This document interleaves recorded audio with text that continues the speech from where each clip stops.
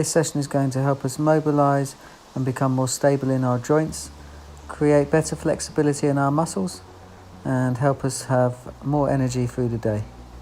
We're going to perform 10 repetitions of each exercise, so if you're ready, let's get started. This exercise is perfect for mobilizing those shoulders that are left a little bit stiff and still whilst working. So we're going to roll the shoulders backwards in a nice circle, keeping the hands circling at the side of the hips, getting a nice upward movement, backward, downward and forward movement, smoothly gliding it around in a nice thorough circle. We're going to do up to 10 of those and then change direction, taking them in a forward circle. Trying to get the hands working in a small circle as much as possible at the side of the hips. And I'm showing you it from a few different angles so you can get an idea of what it looks like. We're going to change into arm circles, which starts to move those shoulders a little bit more heavily, and we're going to go in a backstroke motion. Try not to go too far, keeping light in the shoulders and going as high as you feel comfortable.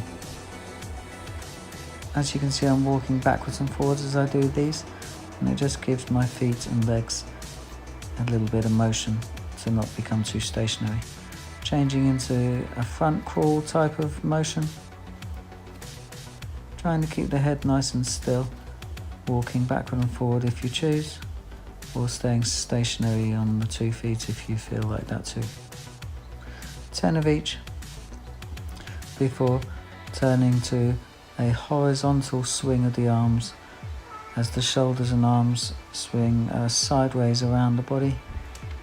You're bending in the front elbow as it wraps around you and straightening in the back elbow. Keeping your head still will help you not move the legs more and get a little bit more specific motion through your spine.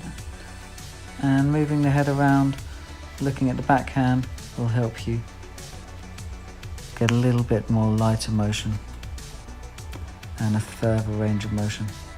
This exercise is really good for stretching out those sides of the ribs, tummy and the tops of your hips. You're going to hold your hands in a nice W position as shown. Reach one up to a comfortable position near the ear and then reach it over, taking the other hand down to the side of the leg to help you hold a position nice and comfortably. Doing up to 10 of these, breathing calmly, a breath or two each side, and then coming up, lifting the head, neck, spine and shoulders all together. Try not to go too far, and you're not looking to lean your spine forwards or backwards, so just keeping your arms in line with your head and your head in line with your spine.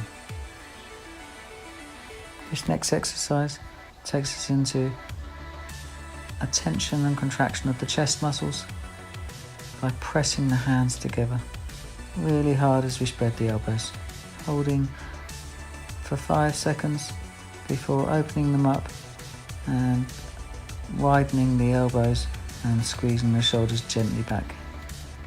Doing this 5 to 10 times, creating a gradual increase of pressure as you press the hands towards each other and hold. Moving towards the lower body, we're going to open up the hip joint with some leg circles. These are also commonly known as gate openers. Lifting the leg up, circling it out at the same height, and then bringing it down towards the other leg, twisting it to face forward as we do,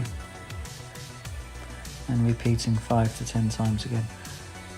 Here's me demonstrating the same exercise using a stick as a balance tool, and it can help you get that fuller range of motion. Also, you can use a wall or a door frame or a sideboard or anything that you have available that doesn't get in the way. We're changing the direction now to a forward hip circle. So we're going to start by having it lifted up to the side, and then it circles inwards in front of us and then back down underneath us.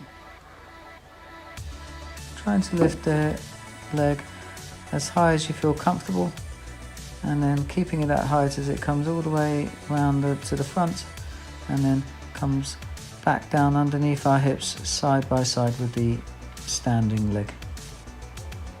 Each time you lower your knee and leg down below your hip, you're looking to get a little bit of a tight response from your backside, trying to stay nice and upright in your spine.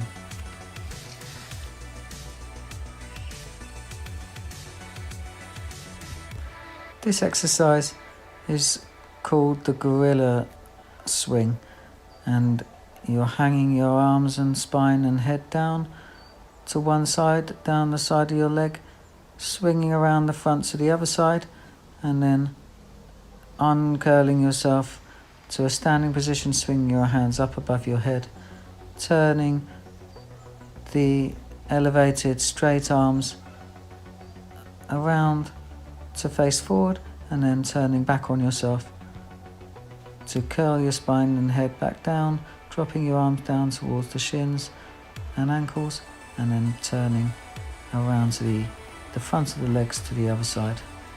You get a nice stretch of your hamstrings in the back of your leg, your hips and calves, and your spinal muscles.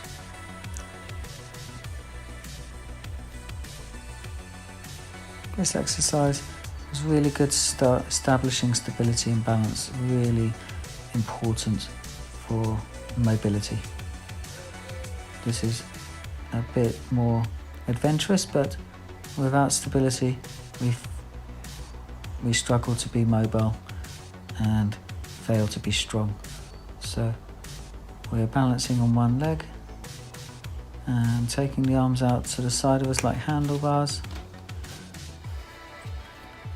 and then keeping the spine and the tipping leg all in one motion, creating a seesaw forwards, backwards, up and down,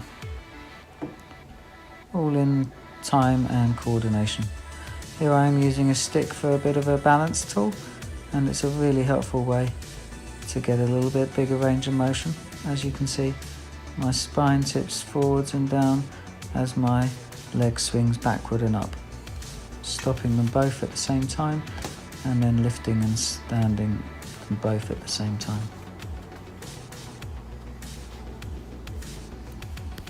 Moving to a wide stance, we're going to create a nice mobile action through our upper spine, our waist, as we create windmill circles with our shoulders, twisting them as we take one arm down towards the shin of its opposite leg, or the ankle, or the floor, and turning the other arm up above us. You can see I'm not moving up and down too much with my spine, and I'm being nice and gentle. Breathing calmly throughout. Place your hands on your thighs to stop, and help yourself stand up as you climb your hands up your legs.